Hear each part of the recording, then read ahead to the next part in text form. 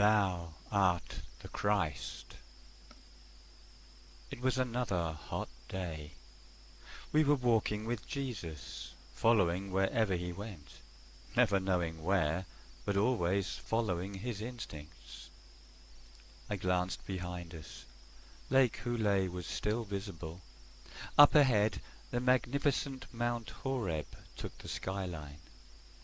We were all together, 12 disciples chosen to witness and share his mission, looking forward as ever to meeting people in the next village we would come to, telling them of the kingdom of heaven at hand. We were now seasoned travellers with this man Jesus. We had been across the whole of Galilee, visited Judea, Samaria, Phoenicia. Our physical horizons extended way beyond the expectations of our previous lives. But it was our spiritual horizons, constantly changing and enlarging, that really took hold. We were spread out along the way. Jesus was talking with John. I was with Andrew, the others in little groups behind us. I glanced at Andrew, and suddenly thought back to when we were casting a net into the Galilean lake. A voice had called out, "Follow me, and I will make you fishers of men." I'm still so amazed that we did. Years of fishing, insufficient to counter the sheer presence of this man, his authority, a love that reached forth, a calling to our inner consciousness. He knew we would follow, and we did. It's been well over a year now. We seem to have been everywhere, witnessed so much, from the first miracle of turning water into wine in Cana, the healing of my wife's mother, yes, still so fresh in memory, no asking how she felt, what seemed to be wrong, but a deep compassion, the outstretched hand just lifting her up as though nothing was ever wrong, and she carried on as though nothing ever had been wrong. But all the healings were like that. He never asked what was wrong, what the symptoms were like, what problems needed addressing. He never needed to. Never sidetracked by the lies or temptations of the devil. He was ever at one with God, and either by simple command or touch of hand, the sick were healed. Lame people suddenly found they could walk.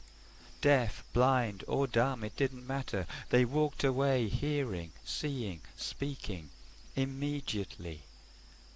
And this last week, he had fed yet another multitude.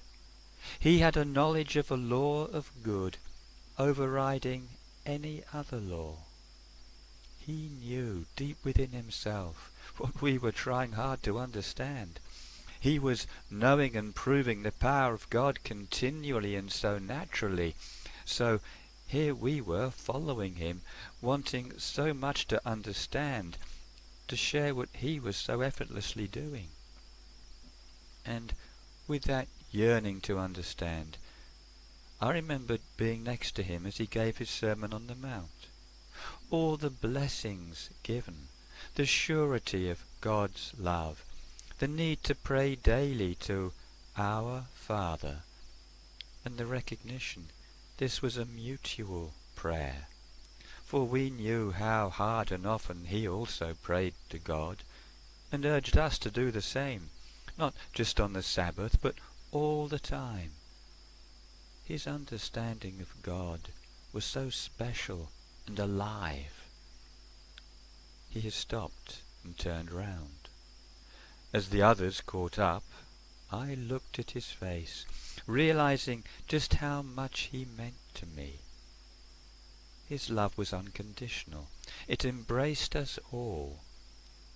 He was unique, chosen by God, and I was humbled that he, in turn, had chosen me, indeed all of us.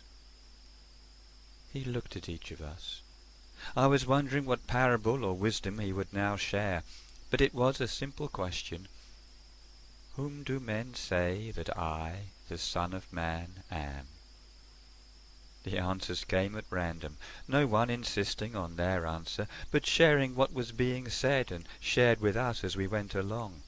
Confusion with John the Baptist was common, but all the old prophets were mentioned, Elias, Jeremiah, any one of several.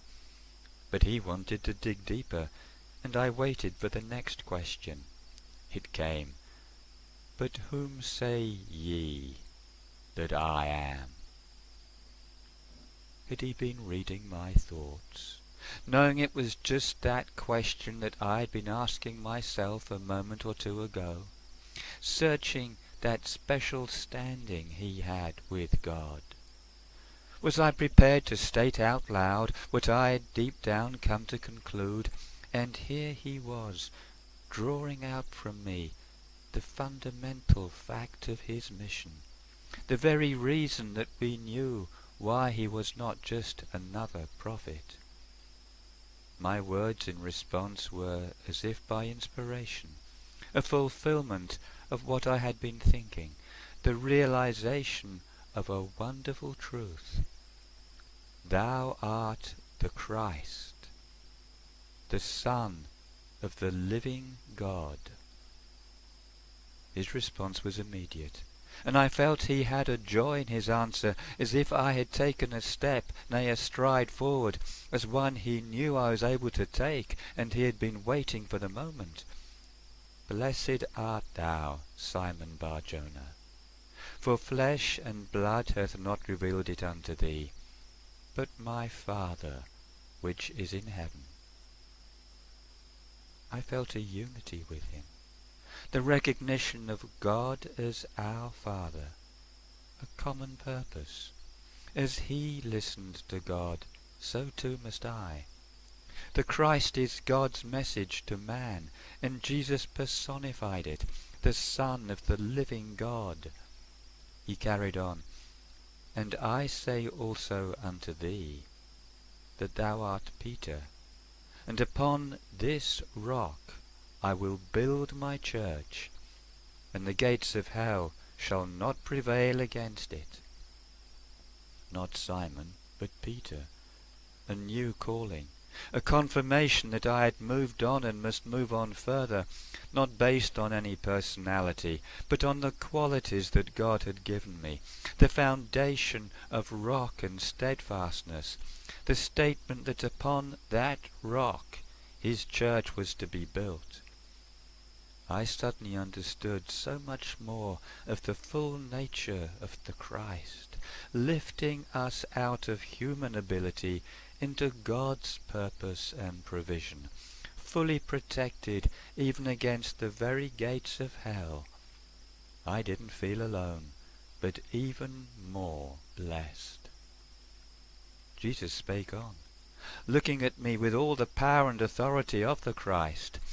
"And I will give unto thee the keys of the kingdom of heaven, and whatsoever thou shalt bind on earth shall be bound in heaven, and whatsoever thou shalt loose on earth shall be loosed in heaven." His words went through my very being. I felt the presence of the kingdom of heaven, its holy outreach and invincibility, my part in sharing heaven on earth. The immense role of Jesus, and my role in support and love of him, now so clear. He told us not to tell anyone he was Christ, and I felt the wisdom of protecting the truth until the time was right. We continued our journey. My thoughts were alive. I felt again the presence of the kingdom of heaven at hand, the power of the Christ within me. He has made my mission clear. And as we walked on, I looked again at Hebron, saw that mighty mountain of rock, and rejoiced in my heart the need to be a spiritual rock. My calling that Jesus had now inspired was so much mightier than even Hebron, and, unlike Hebron, could never be eroded. I had glimpsed, the omnipotence of God. I was walking at one with the Christ.